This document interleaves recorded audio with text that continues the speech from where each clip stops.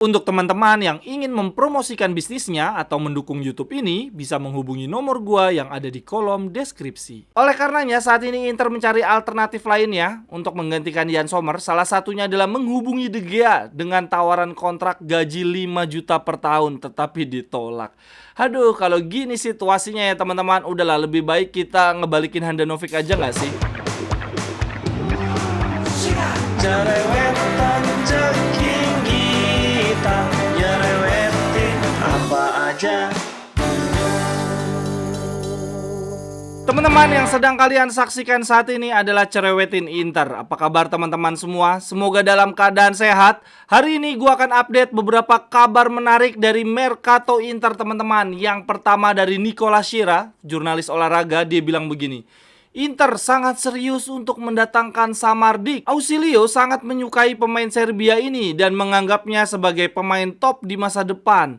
Inter akan memberikan penawaran kontrak sampai dengan 2028. Wah, berarti 5 tahun nih, sangat panjang. Nah, masalahnya adalah menurut Shira, Udinese meminta Giovanni Fabian plus cash nih. Teman-teman rela nggak kita menukar Giovanni Fabian, pemain muda kita, pemain asli binaan Primavera kita yang usianya masih 20 tahun.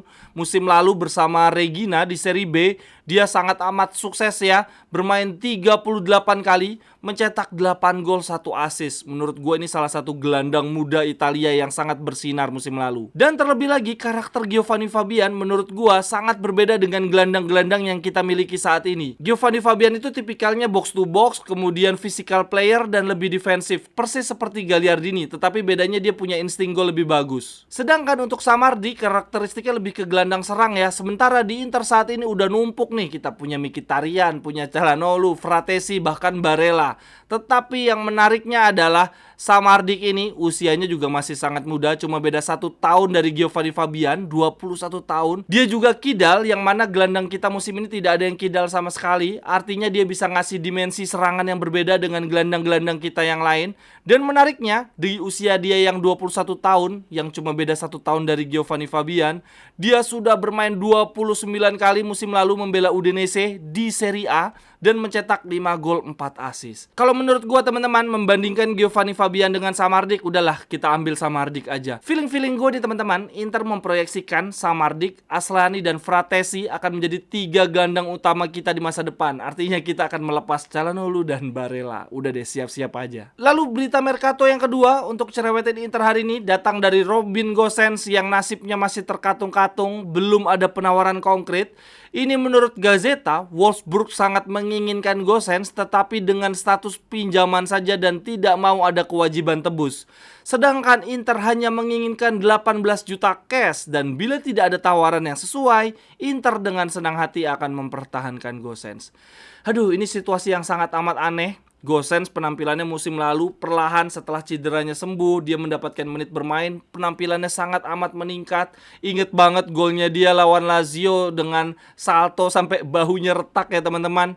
Tetapi musim ini malah nasibnya mau dijual. Sedangkan di sisi sayap kita yang lain, di sisi kanan Dumfries yang memang sebetulnya di akhir-akhir musim penampilannya mulai membaik, tetapi sejujurnya gue melihat bahwa Dumfries pemainannya akan mentok ya. Gue berharap sebetulnya Dumfries akan dijual dan musim lalu ramai kabar bahwa Chelsea mengincar Dumfries di harga 60-100 juta. Sampai saat ini nggak ada kabar sama sekali. Lalu lanjut, berita Mercato yang ketiga dari Cerewetin Inter hari ini datang dari media Jerman. Di sini diperjelas bahwa status rilis Klaus Yann Sommer yang sebesar 6 juta hanya valid kalau kiper Manuel Neuer telah tampil sebanyak 3 pertandingan pasca cedera. Yang mana menurut sejumlah media dikatakan bahwa hal tersebut mustahil terjadi dalam waktu dekat. Yang artinya peluang Inter untuk mendapatkan Yann Sommer di harga 6 juta saja ini relatif kecil ya, peluangnya sangat amat kecil. Oleh karenanya saat ini Inter mencari alternatif lainnya untuk menggantikan Yann Sommer. Salah satunya adalah menghubungi De Gea dengan tawaran kontrak gaji 5 juta per tahun, tetapi ditolak. Aduh, kalau gini situasinya ya teman-teman, udahlah lebih baik kita ngebalikin Handanovic aja nggak sih? Selain itu ya teman-teman, Inzaghi telah menegaskan ke Marotta agar Inter segera mendapatkan kiper baru, setidaknya 1 saja sebelum kita tur ke Jepang. Tetapi rasa-rasanya itu tidak akan terjadi. Kemudian berita selanjutnya dari Alfredo Pedula, dia bilang begini: Inter siap melakukan pengorbanan tambahan untuk mendapatkan Balogun. Ausilio melihat Balogun sebagai striker yang siap memberikan impact nyata dalam waktu dekat dan di masa depan. Itulah kenapa Inter perlahan mulai melupakan Morata, striker yang sebetulnya lebih diprioritaskan oleh Inzaghi karena lebih berpengalaman. Inter akan melakukan segalanya untuk dapat merekrut Balogun. Arsenal meminta harga 40 juta plus bonus, sedangkan Inter sedang berusaha mencari formula agar Arsenal dapat mengurangi biaya. Gua nggak tahu nih, apa maksudnya Inter akan melakukan pengorbanan tambahan demi mendapatkan Balogun. Apakah kita akan menjual pemain lagi nih teman-teman? Tetapi, sejujurnya gue masih belum srek dengan Balogun. Selain karena usianya yang masih terlalu muda dan belum berpengalaman main di Serie A, menurut gue Balogun bukanlah pengganti yang cocok untuk Dzeko dan Lukaku ya sebagai target man. Gue khawatir kalau striker yang diambil oleh Inter karakternya berbeda dengan Lukaku Dzeko, berarti Inzaghi harus mengubah gaya permainan nih untuk lini depan. Ini bisa membuat Inter membutuhkan waktu adaptasi yang lama lagi. Lalu, Pedula juga mengatakan bahwa Inter mulai menghubungi West Ham untuk bertanya status dari Scamacca. Nah, kalau ini gue setuju banget. Kalau Inter bisa dapat sepaket ya Scamacca dan Balogun untuk menggantikan Lukaku dan Korea, kalau gue ini setuju banget sih. Kemudian lanjut berita yang kelima, ini berita yang sangat amat berbahaya. Lautaro Martinez mendapatkan tawaran 60 juta per tahun untuk 4 tahun ke depan dari klub Arab Saudi yang tidak ingin disebutkan namanya.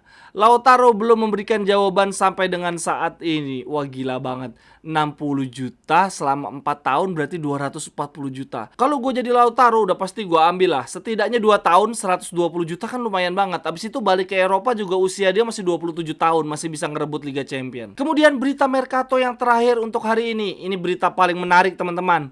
Guaro, jurnalis Italia dari FC Internews mengatakan bahwa Inter masih mengincar bek tengah untuk mengisi kekosongan posisi Skriniar.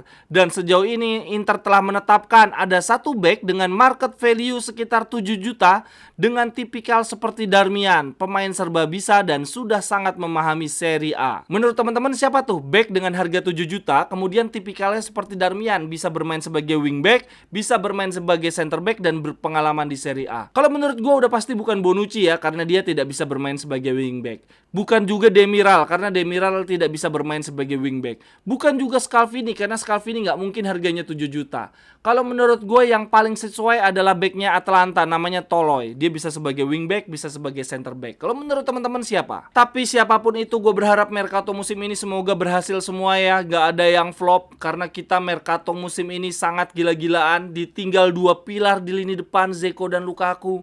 Kita ditinggal pilar utama kita selama 7 tahun terakhir, Brozovic. Dan kita juga ditinggal oleh pilar kita di posisi kiper. Bahkan gak tanggung-tanggung 2 kiper utama kita juga pergi. Kita juga jangan sampai kalah bergairah dari Milan ya, yang setelah kehilangan Tonali dengan harga 80 juta langsung belanja gila-gilaan. Gue berharap Marotta bisa mengulangi kesuksesan transfer kita di tahun 2010 ya. Menurut gue, tahun 2010 adalah musim dimana transfer kita tidak ada yang gagal sama sekali. Karena biasanya setiap musim wajar banget ada pembelian yang berhasil, ada pembelian yang gagal. Tetapi menurut gue di tahun 2010 itu semua pemain berhasil sih. Kita beli Milito, Eto'o, Sneijder, Mota, Lucio, Pandev, bahkan Mariga menurut gue salah satu kategori pembelian berhasil Inter sih, karena dia tampil sangat baik lawan Barcelona di Camp Nou. Sekian dulu untuk cerewetan Inter hari ini teman-teman. Silahkan tuliskan pendapat teman-teman di kolom komentar. Sampai ketemu di cerewetan-cerewetan berikutnya. Bye-bye.